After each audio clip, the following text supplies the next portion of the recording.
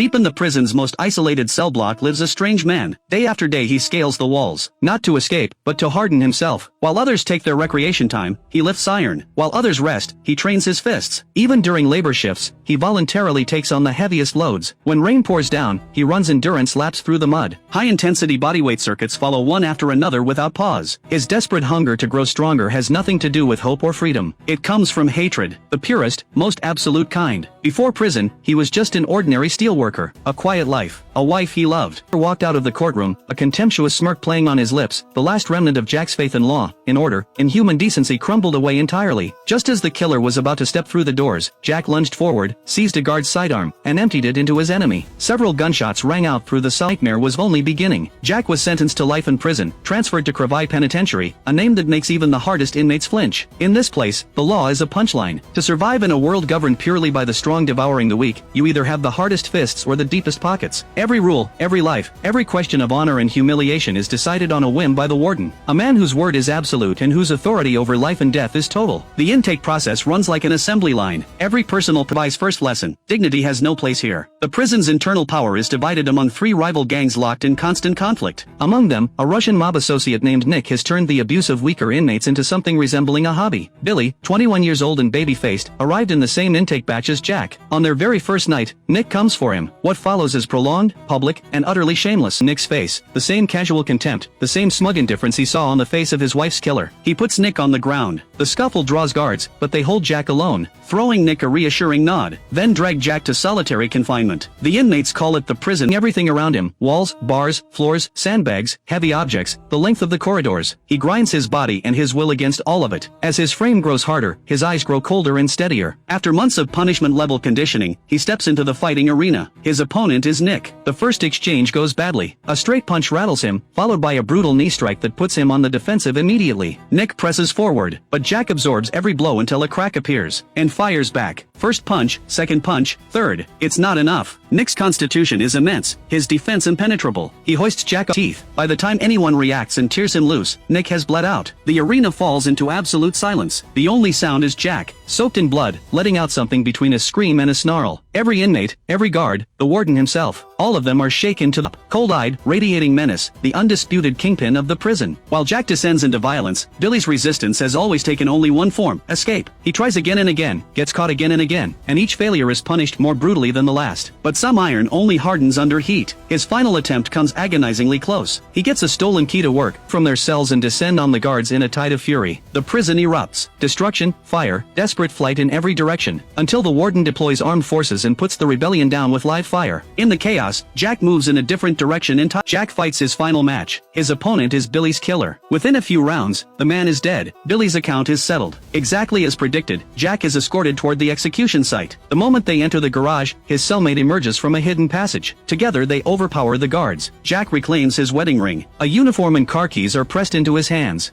See you next time.